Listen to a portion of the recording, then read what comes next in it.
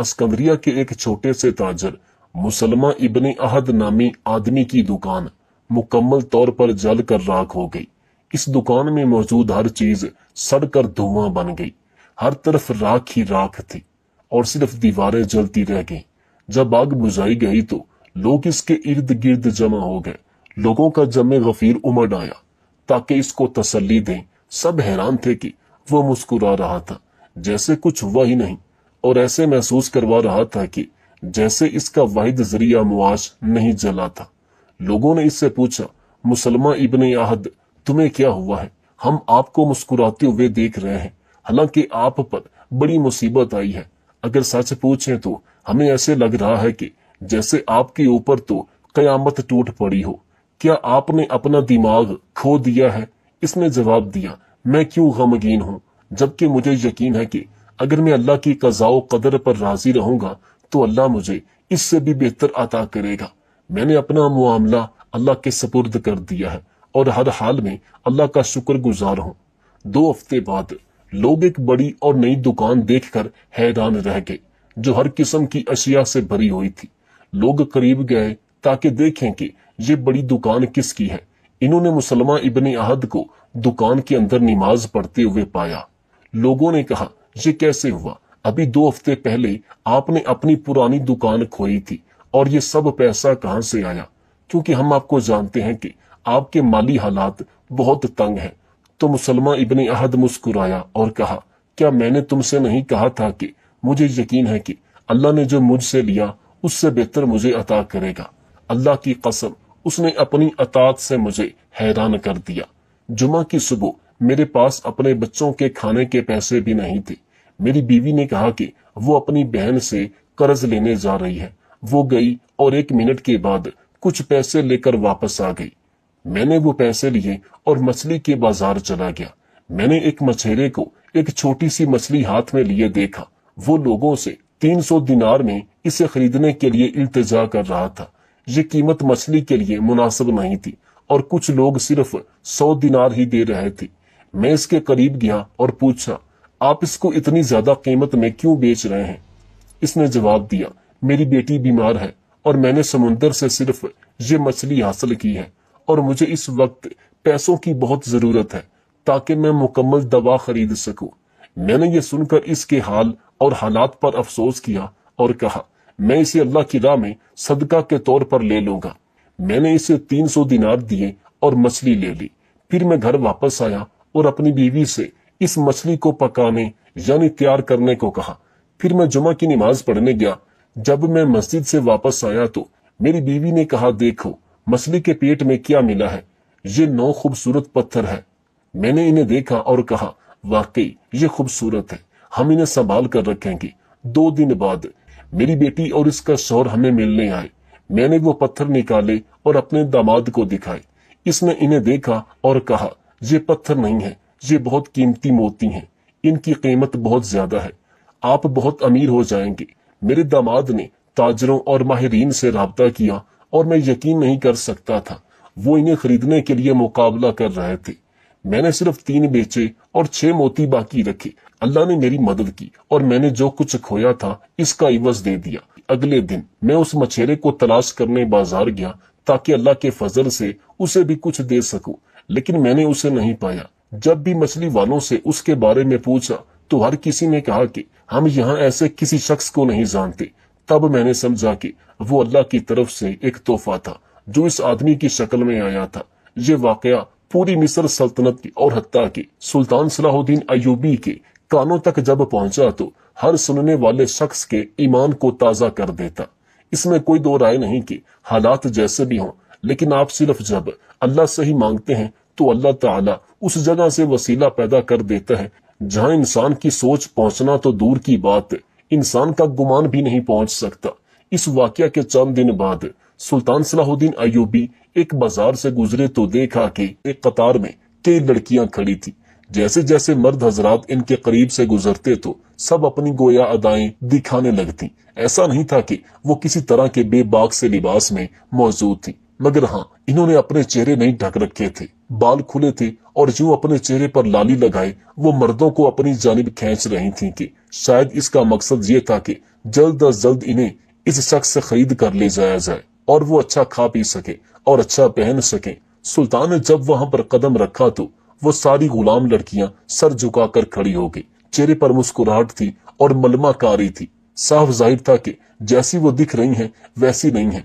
इन 13 लड़कियों में एक लड़की बिल्कुल कोने में एक जानिब को खड़ी थी। सुल्तान की आमद पर वो भी उठ खड़ी हुई।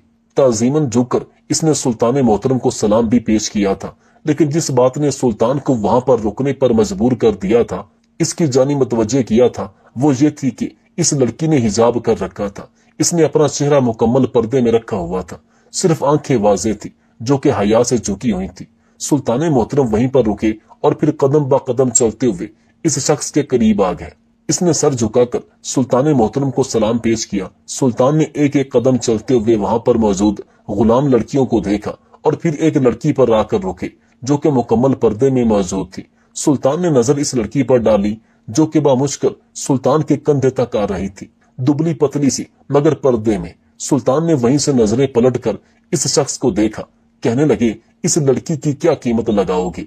इस शख्स ने जब ये सुना तो अगले ही पल खामोश सा हो गया।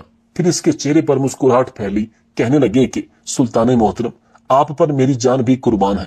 आप ये लड़की खरीदना चाहते हैं? सुल्तान मोहतरम इससे कहने लगे कि इस लड़की की खसूसियात बताओ। इसने इतना सुनना था कि वो शख्स आगे बढ़ा, सर झुकाकर कहने लगा, सुल्तान, ये लड़की सोमो सलात की पाबंद है, बड़ी नेक है। आज तक इसने किसी नामहरम को नजर उठाकर नहीं देखा। हर वक्त इबादत में मशगूल रहती है। सारी सारी रात इसकी इबादत में कट जाती है। सुल्तान जैसे जैसे इसकी नेक नामी सुन रहे थे, वो इस लड़की से मुतासर हो रहे थे।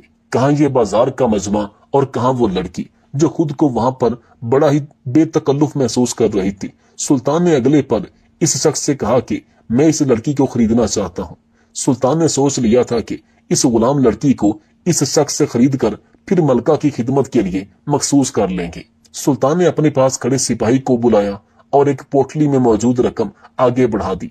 आमतौर पर गुलामों की जो कीमत होती है वो पैसे इससे दुगने थे, मगर जब सिपाही ने इन पैसों की पोटली इस शख्स की जानिब बढ़ाई तो वो मुतजब्जब सा हो गया।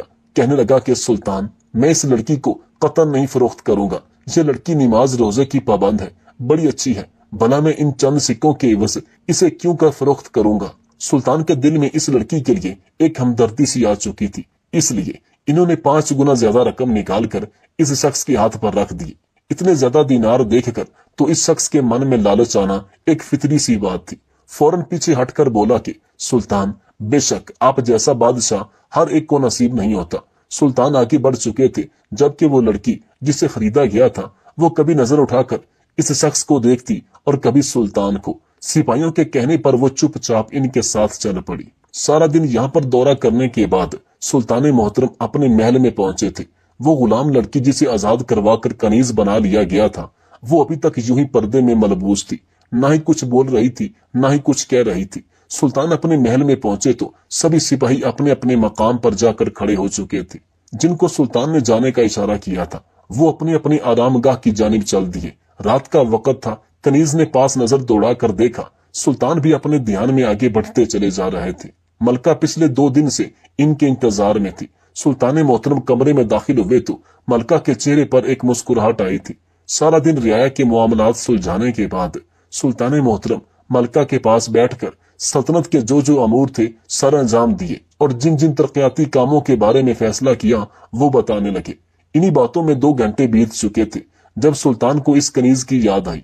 बजाय सिपाही को भेजने के वो खुद वहां से निकले थे, क्योंकि इन्हें ख्याल आया था कि इन्होंने इस कनीज को अभी तक मलका से मिलवाया ही नहीं था। जैसे ही वो महल के दरवाजे तक आया तो क्या देखते हैं कि सामने वो कनीज दीवार से टेक लगाए एक जानिब को खड़ी हर एक चीज को बड़ी गौर से देख रही है। सुल्तान इसके पास गए तो सुल्तान को सामने देखकर वो लड़की हुड़बड़ा सी गई।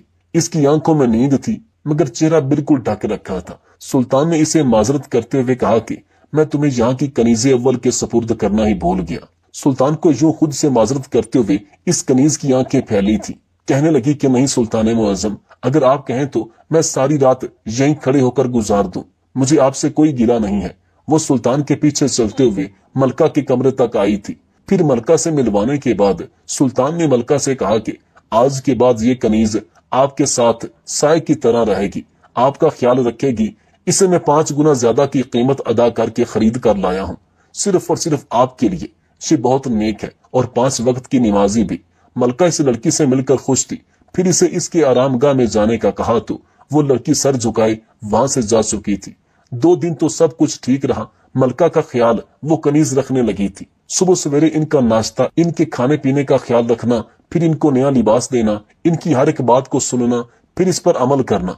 मुख्तसर ये कि मलका जो जो कहती वो कनीज पूरी करती रहती।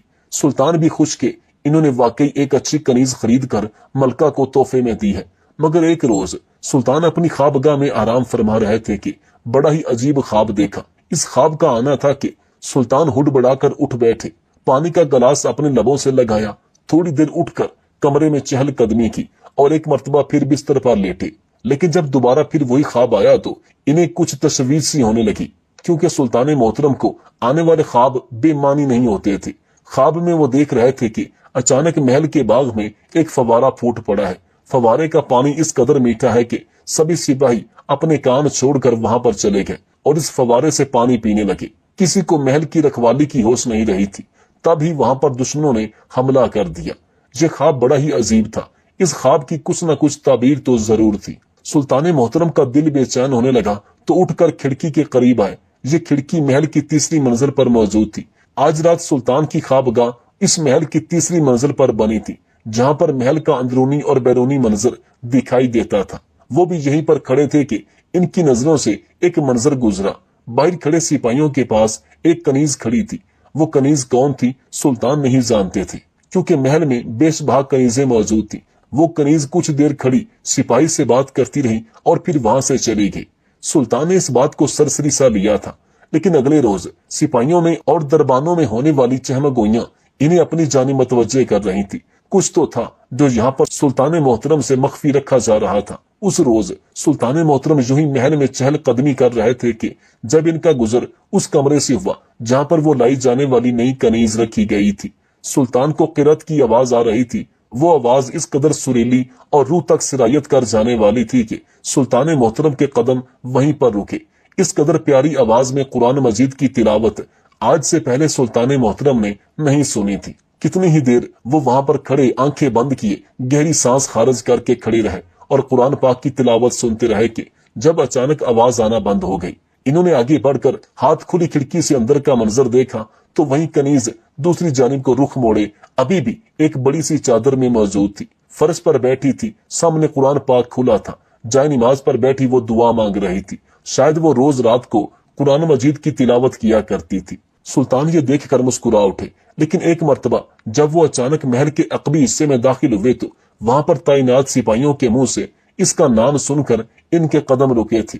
वो सिपाही भी इस बात से अनजान थे कि सुल्तान मोहतरम इस जानिब को तशरीफ ला रहे हैं। यूं जब इन सिपाहियों के मुंह से इस कनीज का नाम सुना तो सुल्तान मोहतरम वहीं पर रुके। इन सिपाहियों से सवाल करने लगे कि तुम लोग ये बात किस कनीज को लेकर कर रहे हो। वो दोनों ही घबरा गए। जानते थे कि सुल्तान मोहतरम खुद इस कनीज को लाए हैं, लेकिन जब सुल्तान मोहतरम ने सख्ती से पूछा तो वो खामोश न रह सके। कहने लगे, सुल्तान मुअज्जम, हमारी जुबान कट जाए अगर हम आपसे झूठ बोले, मगर जब से वो कनीज यहाँ पर आई है रोज रात को वो यहाँ पर सिपाहियों के सामने बड़े नाजेबा अंदाज में आती जाती है। इसका लिबास इंतहाई नाजेबा होता है, गो के जैसे सारा दिन वो पर्दे में घूमती है। रात को वो हर लिहाज को बनाए ताक रखते हुए महल के सिपाहियों को अपनी जानिब रागब करती है। सुल्तान ने ये अल्फाज सुने तो इनके माथे पर बल पड़ चुके थे। आखिर ऐसा कैसे मुमकिन था? इस लड़की को तो सुल्तान मोहतरम ने खुद कल कुरान पाक की तिलावत करते हुए सुना था। इस सिपाही की बात सुनकर इन्होंने खामोशी से बगैर कोई रद्द अमल दिए आगे बढ़ जाना ही मुनासिब समझा। इन्होंने इस कनीज पर खुद नजर रखना शुरू कर दी, क्योंकि शक का बीज सुल्तान मोहतरम के दिल में बोया जा चुका था। वो लड़की हर वक्त नकाब में होती थी। सुल्तान मोहतरम ने मलका से भी सवाल किया कि क्या ये कनीज आपको पसंद है? इसमें और बाकी कनीजों में क्या फर्क है? मलका ने जब ये सुना तो कहने लगी कि बाकी कनीजें फारिग औकात में फजूल बातों पर उतर आती हैं, जिनका कोई मकसद ही नहीं होता, मगर ये कनीज बहुत अच्छी है। आज तक मैंने इसके मुंह से कोई फजूल गोई नहीं सुनी, بلکہ جو بھی بات کرتی ہے قرآن و حدیث کے مطابق کرتی ہے، اور اس نے مجھے ابھی تک کبھی اپنا چہرہ نہیں دکھایا۔ پھر ملکہ نے سلطان کو مخاطب کر کے کہا کہ میں تو چاہتی ہوں کہ اپنے بیٹے ظاہر غیاث الدین کے ساتھ اس کا نکاح کروا دیں، اگر آپ کی اجازت ہو تو، کیونکہ اس طرح کی نیک پاک باز لڑکی ہر کسی کے نصیب میں نہیں ہوتی۔ ملکہ کے یہ الفاظ سن کر بغیر کوئی بات کیے سلطان وہاں سے چلے گئے۔ ملکہ تو کچھ اور ہی کہہ رہی تھی، مگر وہ دونوں سپاہی، سلطان نے سوچا کہ ہو سکتا ہے ان سپاہیوں کو کوئی غلط فہمی ہوئی ہو، مگر ایک مرتبہ پھر سپاہی اس معاملے پر بات چیت کر رہے تھے۔ وہ کافی غصے میں دکھائی دیتے تھے۔ باقاعدہ سلطان محترم کی خدمت میں آ کر عرض کرنے لگے، سلطان محترم، جو نئی کنیز آپ لائے ہیں وہ بے حیائی کی ساری حدیں پار کر چکی ہے۔ ہم تو آپ کے سامنے کہتے ہوئے بھی شرمندہ ہو رہے ہیں۔ جو کچھ وہ رات ہوتے ہی آپ کے سونے کے بعد سپاہی کے ساتھ کرتی ہے، توبہ توبہ، ہم یہ الفاظ آپ کے سامنے بھی ادا نہیں کر سکتے۔ سلطان کو اب اس لڑکی پر تشویش ہونے لگی تھی، مگر وہ دوسروں کی باتوں پر یقین نہیں کر سکتے تھے۔ جب تک وہ اپنی آنکھوں سے سب کچھ دیکھ نہ لیتے وہ کوئی بھی فیصلہ نہیں کرنا چاہتے تھے۔ اس لیے اس رات انہوں نے کچھ سوچا، اور پھر جیسے ہی رات گہری ہونے لگی وہ لڑکی قرآن پاک کی تلاوت کر کے سونے کے لیے اپنے بستر پر لیٹی تو سلطان محترم نے اپنی آرام گاہ میں جانے کی بجائے اپنے خفیہ کمرے میں جا کر سپاہیوں جیسا لباس زیب تن کیا اور پھر محل میں جا کر گشت کرنے لگے۔ وہ وہاں پر موجود تھے جہاں پر اکثر سپاہی تعینات ہوتے تھے۔ اس وقت وہ محل کے اس حصے میں موجود تھے جہاں سے اگر کوئی بھی محل کے اس حصے سے نکلتا صاف دکھائی دیتا تھا۔ کچھ ہی دیر بعد وہاں سے وہی کنیز نکلی تھی، مگر جس حلیے میں تھی اور جو کچھ اس کا حال تھا سلطان کے لیے ناقابل یقین تھا۔ سب کچھ سلطان اپنی آنکھوں سے دیکھتے رہے۔ جیسے جیسے وہ منظر دیکھ رہے تھے ان کی آنکھوں میں غصہ اترنے لگا تھا۔ جیسے ہی اگلی صبح ہوئی تو سلطان محترم نے ملکہ کو بھی بلایا۔ آج انہوں نے محل میں ہی ایک عدالت لگانی تھی جس کے قاضی وہ خود تھے۔ سلطان محترم اور ملکہ دونوں ہی سامنے تخت پر براجمان تھے۔ جب ایک کنیز گئی اور جا کر اس نئی کنیز کو لے کر آئی اور پردے میں آ کر سلام عرض کرنے لگی تو سلطان نے اس کے سلام کا جواب دیا تھا۔ پھر کہنے لگے کہ اے لڑکی، کیا تم وہی ہو جو اپنا جسم سب کو دکھاتی ہو، یا پھر منافقت کا لبادہ اوڑھ رکھا ہے تم نے؟ یہ الفاظ سننے تھے کہ اس لڑکی کی نظریں پہلی مرتبہ سلطان محترم کی نظروں سے ٹکرائی تھی۔ کہنے لگی، سلطان محترم، میں آپ کی بات سمجھی نہیں، کیا کہنا چاہتے ہیں آپ اس بار؟ سلطان محترم اٹھ کھڑے ہوئے۔ ملکہ بھی کبھی سلطان محترم کا چہرہ دیکھتی تو کبھی اس کنیز کا۔ وہ کنیز ڈر کر 2 قدم پیچھے ہٹی تھی۔ کہنے لگے، کل رات تم جس محل سے نکلی میں سب کچھ دیکھ چکا ہوں۔ اصل ماجرا کیا ہے؟ کیا تم دشمن کی طرف سے یہاں پر بھیجی گئی ہو، یا پھر صرف اور صرف منافقت کر رہی ہو تاکہ تمہیں ملکہ تک رسائی مل سکے؟ سلطان محترم کا لہجہ کافی سخت تھا۔ وہ کنیز کانپ چکی تھی، کتنی دیر تو کچھ بول نہ سکی۔ ایسے لگ رہا تھا کہ سلطان کے روب دبدبے کے آگے اس کے حلق میں کانٹے پھنس چکے تھے۔ کل رات سلطان محترم نے خود اس کنیز کو وہاں پر تعینات ایک سپاہی کے پاس جاتے ہوئے دیکھا تھا۔ حیرت کی بات یہ تھی کہ اس کنیز نے اپنے چہرے سے پردہ اٹھا رکھا تھا، بال کھول رکھے تھے۔ وہ چل کر وہاں آئی جہاں پر وہ سپاہی کھڑا تھا، پھر بغیر کوئی لحاظ کیے اپنا ہاتھ اس سپاہی کے چہرے پر پھیرنے لگی۔ وہ سپاہی بھی ہر ایک چیز سے بے نیاز فوراً اس کنیز کے کندھے پر ہاتھ رکھ چکا تھا۔ اس کے بعد اس کنیز کو وہاں سے پودوں کے پیچھے لے گیا۔ سلطان محترم کتنی دیر کھڑے یہ منظر دیکھتے رہے کہ پودوں کے پیچھے وہ دونوں موجود ہیں، لیکن اس کے بعد تو حد ہی ہو گئی۔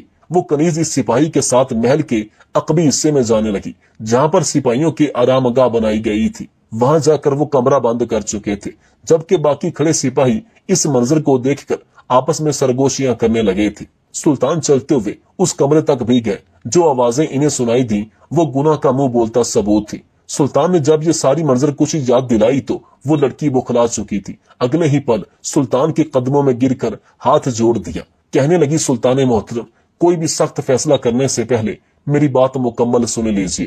سلطان محترم اس مرتبہ کافی سختی سے کہنے لگے کہ جب تم اس کردار کی مالک ہو تو پھر یہ پردہ اور عبادت، کیا تم گناہ کر کے خدا کے حضور عبادت کر کے یہ سمجھتی ہو کہ خدا تمہارے گناہ بخش دے گا؟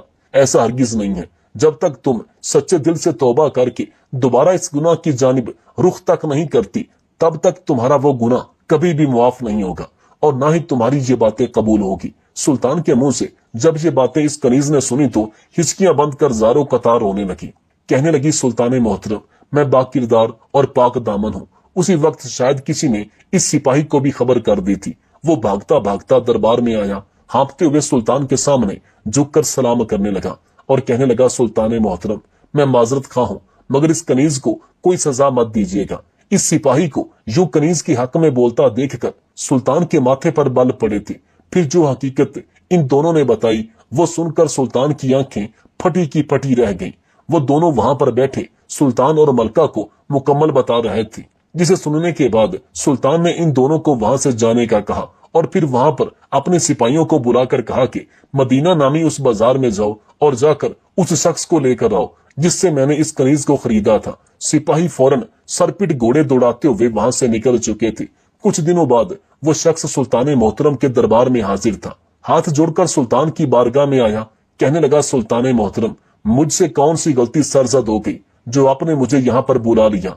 क्या मेरी बेटी कनीज ने कोई गलती कर दी है? इतना सुनना था कि सुल्तान मोहतरम ने हाथ का इशारा किया। एक जानिब से वो कनीज और सिपाही दोनों निकल कर सामने आ चुके थे। इस शख्स ने जैसे ही कनीज और सिपाही को देखा तो इसका रंग उड़ चुका था। एकदम से इसकी रंगत सफेद पड़ने लगी, गोया इसकी बहुत बड़ी चोरी पकड़ी जा चुकी हो। वो घबरा गया, मगर सुल्तान ने गरजदार लहजे में इससे कहा कि बताओ, इस लड़की का तुमसे क्या रिश्ता है? क्या लगती हो तुम इस लड़की के? अगर तुम्हारे अल्फाज में झूठ की जरा भी आमेजश हुई तो यहाँ पर मैं तुम्हारा सर धड़ से जुदा कर दूंगा। वो शख्स कांप उठा था, घबराते हुए कहने लगा, सुल्तान मोहतरम, हमारे खानदान में बेटी को अच्छा नहीं समझा जाता। न सिर्फ बेटी बल्कि बहन के लिए भी दिल में नफरत डाली जाती थी। मैं इकलौता बेटा था जिसने अपने बाप की नस्ल को आगे बढ़ाया, लेकिन मेरी 4 बहनें थी। बचपन से ही मेरी दादी, मेरे वालिद और फिर वक्त आने पर मेरी वालदा सभी मेरी बहनों को मनहूस कहा करते थे। इनकी देखा देखी मैं भी इनको मनहूस ही समझने लगा। इसकी वजह यह भी थी कि जब बड़ी बहन की शादी हुई तो इसके शौहर का तिजारती सामान डाकू लूट कर ले गए। इसके शौहर को कत्ल कर दिया। वो बेवगी का धब्बा लेकर वापस मैके आ गई। इसके बाद मेरी दूसरी बहन की शादी हुई। दूसरी बहन की शादी को कई साल गुजर गए, मगर वो औलाद ही पैदा करके ना दे सकी। यूं इसके शौहर ने इस पर भी तशद्दुद करके घर से निकाल दिया। खुद दूसरी शादी कर ली और मेरी बहन को ताउम्र ये कहकर मैके भेज दिया कि हमेशा तुम मेरे नाम पर ही बैठी रहोगी, यही तुम्हारी सजा है। तीसरी बहन गैर बिरादरी के लड़के को पसंद करती थी, उससे शादी करना चाहती थी, मगर जब मेरी दादी ने इनकार किया, इसकी शादी अपने खानदान में करवाने लगे तो वो इस कदर हट धर्मी पर उतर आई कि इसने अपनी जान ले ली। इलाके में हम बदनाम होकर रह चुके थे। पहले तो मेरी माँ अपनी बेटियों की तरफदार थी, लेकिन इन वाकयात के बाद वो भी अपनी बेटियों को मनहूस कहने लगी। मेरी दादी, मेरा बाप और मेरी माँ सब मर गए, मगर मेरे सर पर इन चारों का बोझ डाल के चौथी बहन को जैसे तैसे मैंने रुखसत किया, मगर इसका शौहर दूसरे शहर में कारोबार करता था। पीछे इस बहन का देवर इस पर बुरी नजर रखने लगा। सास भी कुछ अच्छी अखलाक की मालिक न थी। एक मर्तबा इसके देवर ने इसकी इज्जत पर हाथ डालना चाहा तो ये रोती धोती वापस यहीं पर आकर बैठ गई। मैं अपनी बहनों से शदीद तंग आ चुका था। मैं लौंडियां बेचने का काम करता ही था। मैंने अपनी बहनों को भी बेचना शुरू कर दिया। मेरी बड़ी 2 बहनें न जाने किस किस मुल्क में बिक कर जा चुकी हैं और अब यही बची थी जो सोमो सलाद की पाबंद थी। मैंने सोच लिया था कि इसकी भारी कीमत लूंगा, मगर कहाँ खबर थी कि ये आपके महल तक पहुंच जाएगी। मुझे तो खबर ही नहीं थी कि इसका शौहर यहाँ पर आपके महल में सिपाही है। सुल्तान मोहतरम के चेहरे पर जलाल आ चुका था। कहने लगे कि क्या तुम्हें एक मर्तबा भी शर्म नहीं आई? तुमने अपनी बहनों को ही दिनारों के इवज बेच दिया। खुदा तुम्हें गर्क कर देगा। जमाना जाहिलियत की जिस सोच को हमारे प्यारे नबी हजरत मोहम्मद सल्लल्लाहु अलैहि वसल्लम ने खत्म किया था, बेटी को जो मकाम दिया शायद ही किसी मजहब ने दिया हो, मगर तुम खुद को मुसलमान भी कहते हो और इस कदर जाहिलियत पर उतर आए हो। एक मर्तबा भी तुम्हारी गैरत ने तुम्हें नहीं ललकारा जब तुम अपनी गैरत को सरे बाजार बेच रहे हो। वो शख्स रो रहा था, सुल्तान के आगे हाथ जोड़कर खड़ा था। पीछे खड़ी वो कनीज और सिपाही दोनों सर झुकाकर खड़े थे। पर्दे में मौजूद कनीज अभी भी रो रही थी। इसकी जिंदगी तो दोहरी मुसीबतों से गुजर कर सुल्तान के महल तक आई थी, मगर ये इसका खुदा पर कामिल यकीन और तवक्कल ही था कि यहाँ पर आने के बाद इसे अपना शौहर मिल चुका था। मगर सुल्तान के डर से वो अपना रिश्ता जाहिर नहीं कर पाए थे। सुल्तान मोहतरम ने इस शख्स को जेल में कैद कर दिया और कहा कि जब तक तुम्हें अपने गुनाहों का एहसास नहीं हो जाता और अपनी बहनों से मुआफी नहीं मांग लेते, तब तक तुम्हें आजाद नहीं किया जाएगा। कुछ रोज तो वह शख्स जेल में रहा, मगर शायद उसे हिदायत मिल चुकी थी। रो रो कर सुल्तान की बारगाह में हाजिर हुआ। कहने लगा कि मैं अपनी बहनों को ढूंढ कर इनसे मुआफी मांगूंगा। इन्हें वो इज्जत एहतराम दूंगा जिसकी वो हकदार है। इसने अपने साथ चंद सिपाहियों को लिया और जिन जिन को इसने अपनी गुज़श्ता 2 बहनों को बेचा था उनको ढूंढ कर वापस लाया। बहनों की हालत अबतर हो चुकी थी, लोगों ने इनके साथ अच्छा सलूक नहीं किया था। वो बहनें तो कभी भी अपने भाई को मुआफ ना करती, मगर जब अपने भाई को अपने सामने यूं हाथ जोड़े रोते देखा तो इनका दिल भी मोम हो गया। इन्होंने अपने भाई को मुआफ कर